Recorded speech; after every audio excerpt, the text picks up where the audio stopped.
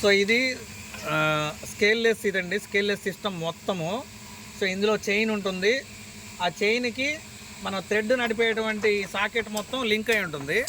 ఇది nylon plates, ఇక్కడ ఒక ప్లేటు, దీని లోపల ఒక ప్లేటు, ఇక్కడ ఒకటి, ఇక్కడ మొత్తం 4 నైలాన్ ప్లేట్లతో ఇది నడుస్తుంది. ఇది అంటే ఇటు జారాలి కాబట్టి, అటు ఇటు జరగాలి కాబట్టి ఆ ప్లేట్ల మీద ఇది నడుస్తుంది.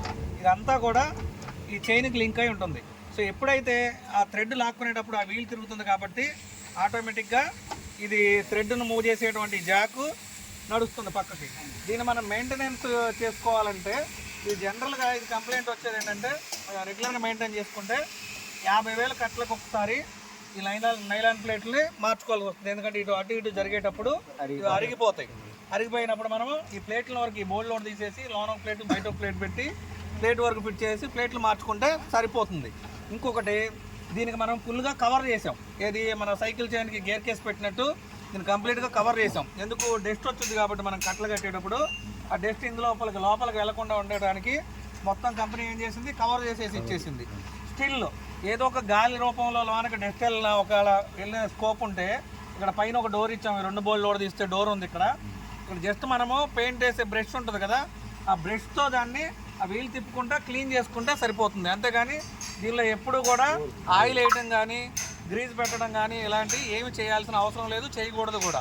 ఓన్లీ మనం పెయింట్ బ్రష్ ఒకటి పెట్టి నీట్గా ఉన్న పెయింట్ బ్రష్ పెట్టి దాన్ని తిప్పితే ఒక 4-5 రౌండ్లు తిరిగేటప్పటికి కంప్లీట్గా నీట్గా అయిపోతుంది. ఎందుకంటే దానికి ఉంటే డస్ట్ ఏది పౌడర్ లాగా వస్తుంది కదా మనకి, ఆ పౌడర్ దీనికి అంటుకొని ఉంటే అది మొత్తం క్లీన్ అయిపోద్ది. అంతకుమించి దీన్ని చేయడానికి ఏం లేదు. ఇంకోటి దీనిలో ఎక్కడా కూడా సెన్సార్లు లేవు. మీరు గమనిస్తే ఇక్కడ సెన్సార్ ఉందా? ఇక్కడ ఓన్లీ చైన్. సైకిల్కి చైన్ ఎట్లా ఉండదో ఒక పెడల్ నుంచి ఒక వీల్ దగ్గర నుంచి స్పాకెట్ దగ్గరకు ఉన్నట్టు చైన్ ఇది నడుస్తూ ఉంటుంది. అది మన పెడల్ ఇక్కడ తొక్కితే ఇలా తిరిగి నడుస్తూ ఉంటుంది. అంతేగాని ఇక్కడ ఎక్కడా కూడా సెన్సార్ అనేది లేదు, పెట్టలేదు మన కంపెనీ. ఓకేనా? ఎప్పుడైనా చైన్ తెగిపోతే మనం సైకిల్ చైన్కి ఎట్లా వేసుకుంటాం, ఇది జాయింట్ ఇక్కడ కనిపిస్తుంది. సో ఈ జాయింట్ తెగిపోతే లూజ్ ఉంటేనేమో పెంచుకోవచ్చు, మనం టైట్ వేసుకోవచ్చు. ఒకవేళ లూజ్ ఉంటే ఇక్కడ అటు ఇటు అడ్జస్ట్ చైన్ లూజ్ అయిందని అనిపిస్తే దీన్ని కొంచెం టైట్ వేసుకుంటే సరిపోయింది. ఇది తెగాలంటే దగ్గర 1,00,000 కట్టలు కట్టాలి నాకు తెలిసి, రెగ్యులర్గా మెయింటైన్ చేసుకుంటాం. ఎందుకంటే 50,000కి ఇలా నైలాన్ ప్లేట్లు మార్చుకుంటాం, ఇంకొక 50,000కి అంటే 1,00,000 కట్టలు కట్టేటప్పటికి చైన్ మార్చాల్సి వస్తుంది. కానీ లేదంటే మిడిల్లో మార్చాల్సిన అవసరమే రాదు.